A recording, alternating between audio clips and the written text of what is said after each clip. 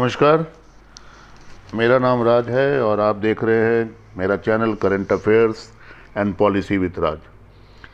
जैसा कि आपको मालूम है, मैं लीक से हट के आपसे विषयों पर चर्चा करता रहता हूं, बातचीत करता रहता हूं। तो आज एक ऐसे सब्जेक्ट पे मैं आपके साथ बात करना चाह रहा हूं जिसके बारे में भारत में ज़्यादा चर्चा नहीं हुई, क्योंकि भारत में अलग अलग घटनाएँ हो रही है, राजनीतिक और दूसरी घटनाएँ जिसके बारे में आप सबको मालूम है। तो ऐसी सिचुएशन में लोग इंटरनेशनल न्यूज़ के बारे में बात नहीं कर रहे, क्योंकि कश्मीर में काफ़ी प्रॉब्लम्स हो रही है। उसके अलावा और भी देश में चुनाव का माहौल बना हुआ है, इलेक्शंस आने वाले हैं और राजनीतिक बातें हो रही हैं। इससे हट के मैं आपको एक बात करने वाला हूँ। आपने दुनिया में ये तो सुना होगा कि भाई बेरोजगारी हो रही है, नौकरियाँ नहीं मिल रही हैं और ऐसे बहुत सारी प्रॉब्लम हो रही हैं। लेकिन आपने कभी ऐसा सुना है कि लोग नौकरियाँ छोड़ रहे हैं, काम धंधे छोड़ रहे हैं, नौकरियां छोड़ रहे हैं और बोल रहे हैं कि भाई हमको अभी हमें नौकरी नहीं करनी और हम कुछ और काम करेंगे? तो ऐसा ही कुछ अभी अमेरिका में और यूरोप में चल रहा है, जिसको बोला गया है, उसको एक टर्म दी गई है जिसको बोला गया है द ग्रेट रेजिग्नेशन या द ग्रेट क्विट। आज अक्टूबर तक, जुलाई से लेके जून से लेके अक्टूबर तक यूएसए में, अमेरिका में 4.3 मिलियन लोगों ने अपनी नौकरियां छोड़ दी। जर्मनी और डेनमार्क जैसे दो देशों में 4 लाख लोग जो है नौकरियां छोड़ के जा चुके हैं। अब ये ऐसा एक लोगों के बारे में, राजनीतिज्ञों को और इकोनॉमिस्ट जितने भी हमारे आर्थिक वहाँ के अमेरिका के आर्थिक क्षेत्रों को देखने वाले लोग हैं, वो बहुत परेशान है कि ऐसा क्या हो गया कि लोग रोजगार नहीं करना चाहते, नौकरी नहीं करना चाहते और नौकरियां छोड़ के दूसरे दूसरे कामों में लगे हुए हैं।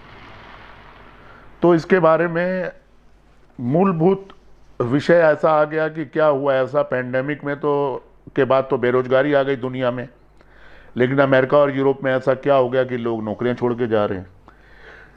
तो इसके बारे में मैं आपको बताना चाहता हूं कि इसमें 4-5 मुख्य पॉइंट है, मेन पॉइंट है, जिसके बारे में आपको समझ में आएगा कि लोग नौकरियां क्यों छोड़ रहे हैं। सबसे पहली बात तो ये हो गई कि लोग जो है, पेंडेमिक से पहले भी बहुत सारे लोग ऐसा होता है कि नौकरियां छोड़ना चाहते हैं, चेंज करना चाहते हैं, कहीं मैनेजमेंट पसंद नहीं आता, कहीं अपना काम पसंद नहीं आता, कहीं सैलरी पसंद नहीं आती, तो लोग बोलते हैं चलो यार नौकरी छोड़ते हैं, नई नौकरी लेके आते हैं। तो वो जो पेंडेमिक का टाइम आया और 1.5-2 साल लोग बाहर नहीं निकल सके घर से, घर के अंदर बैठ गए, तो वो नौकरियां नहीं छोड़ पाए। तो उन्होंने सोचा चलो अभी नौकरियों में रहते हैं, अभी काम करते हैं, क्योंकि गवर्नमेंट की तरफ से कुछ फैसिलिटी मिलेगी। और आपको पता है कि अमेरिका में और यूरोप में सोशल सिक्योरिटी नेट बहुत ज़्यादा है, सरकार बहुत मदद करती है वहाँ के लोगों को। तो लोगों ने कहा ठीक है अभी नौकरी नहीं छोड़ते, बाद में देखेंगे। तो ऐसे लोग जो कि अपने पैशन को करना चाहते थे, कुछ और काम करना चाहते थे, कोई म्यूज़िक करना चाहता है, कोई फिल्म बनाना चाहता है, कोई कुछ और काम करना चाहता है, कोई व्यापार करना चाहता है, कोई स्टार्टअप शुरू करना चाहता है, मतलब जो काम आप कर रहे हो वो आपको दिल से नहीं कर रहे हो और हर मंडे के मंडे आपको लगता है कि यार ऑफिस कौन जाएगा, कुछ और कर लेते हैं, थक गए।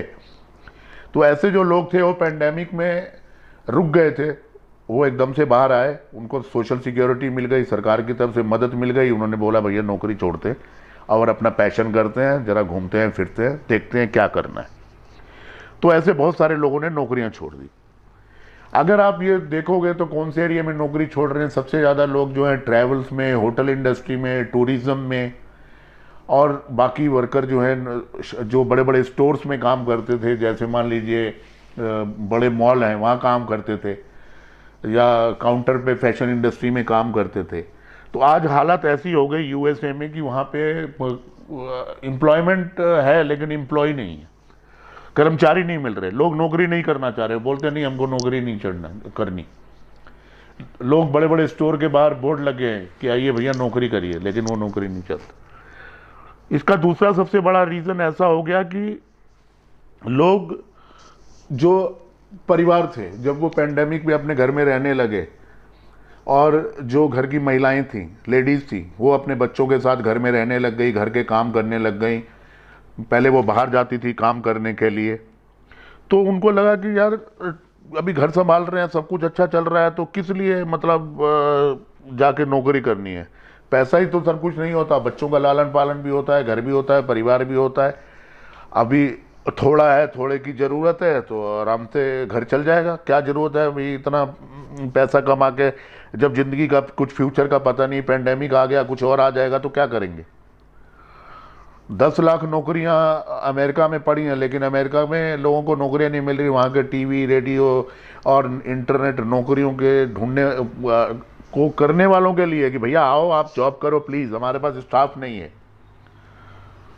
तो लोग नौकरियां नहीं करने के लिए जा रहे। दूसरा रीज़न जो है इन सब चीज़ों से, बहुत सारे ऐसे एम्प्लॉय थे कि जिनको ये लगा था कि भाई जिस कंपनी में वो काम कर रहे हैं, कुछ दुनिया की बहुत कंपनियां थी, बहुत देशों में बहुत कंपनियां थी, हमारे देश में भी बहुत कंपनियां थी जो एम्प्लॉयज़ का बहुत ख्याल रख रही थी। कुछ कंपनियां नहीं रख पा रही थी, उनकी इकोनॉमिक सिचुएशन ऐसी नहीं थी या वो नहीं रख पाए, तो उनको स्टाफ को लगा कि ये जब मेरी मजबूरी में मेरे काम नहीं आया तो मैं अभी क्या, मैं तो वही, मैं फेथफुल नहीं हूँ, मैं जा रहा हूँ, मैं कहीं और देखूँगा। तो लोग चले गए। अब उनको ऐसा लग रहा है कि भाई एम्प्लॉय से मुझे फेयर डील नहीं मिली, मेरा उसने ध्यान नहीं रखा, मुझे जो है पैसा नहीं दिया, कुछ ऐसी मदद नहीं करी, तो मैं फिर देखता हूँ कुछ और करूँगा, फिर अभी स्टार्टअप करता हूँ, नया बिजनेस करता हूँ। दूसरा, लोग जब अपनी लाइफ को रीअसेस करने लगे, उसकी लाइफ को उन्होंने रीडिज़ाइन करना शुरू किया, तो लोगों को ये मालूम पड़ा कि भाई ज़रूरी नहीं है कि अच्छे कपड़े खरीद करके पहन करके ही घूमना है, ब्रांडेड कपड़े पहनने हैं। एक बरमूडा में भी पूरा साल निकाला जा सकता है। घर में रह के 4 बरमूडा रखे और टी शर्ट पहनी और ज़िंदगी चल गई। तो किस लिए इतना पैसा कमाना है और इसके लिए इतना खर्च करना है और ब्रांडेड कपड़े लेने हैं और बड़े बड़े फैशन करने हैं और ऐसी ऐसी चीज़ें खरीदनी है। But life is too small. Life जो है, आप स्मॉल लाइफ को अच्छे तरीके से एंजॉय कर सकते हैं, क्योंकि कुछ ज़्यादा ज़रूरत नहीं है, खाना पीना अच्छा मिल रहा है, फैमिली साथ में रह रही है, बच्चे साथ में एंजॉय कर रहे हैं, उनके साथ लाइफ गुजारो और अपनी लाइफ को रीडिज़ाइन करो।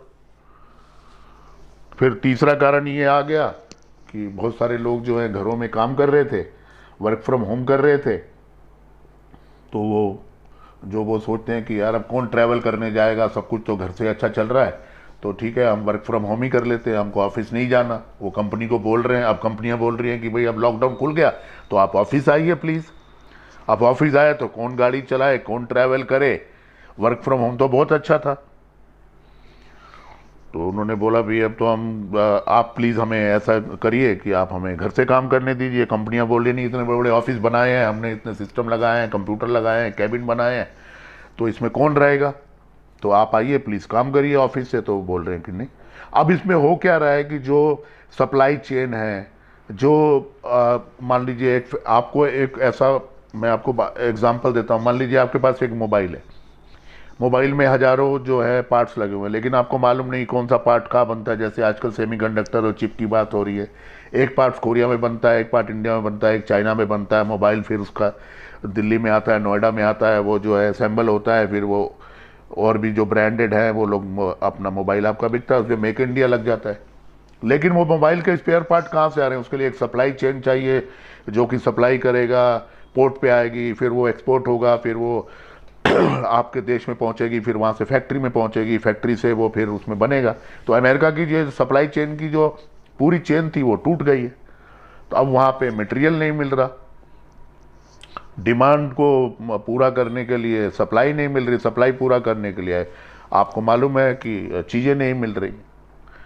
उसके अलावा लोगों ने बोला कि भाई अब इतना काम करके 1.5-2 साल हम बाहर नहीं निकले, हम तो बर्न आउट हो गए, इतना ज़्यादा स्ट्रेस हो गया है, हम बर्न आउट हो गए, हमारी जितनी एनर्जी थी सारी ख़त्म हो गई है और हम जो है नौकरी नहीं कर पाएंगे और अभी जो है थोड़ा हमको रेस्ट चाहिए, बिकॉज अपना दिमाग थक गया। बस पेंडेमिक में कुछ देखा नहीं, बाहर निकले नहीं, दुनिया कैसी चल रही है, तो अब वर्ल्ड खुल गया है, अब पता नहीं कल होना हो, तो थोड़े की ज़रूरत है, तो चलो भाई अभी घूमते हैं, फिरते हैं, काम करते हैं। और ये एक बहुत बड़ी प्रॉब्लम लेके आ गया इकोनॉमिस्ट के लिए, इंडस्ट्री के लिए, मार्केट के लिए, क्योंकि जो बड़े स्टोर है, मॉल है, वहाँ पे आपको नहीं मिल रहा कोई स्टाफ।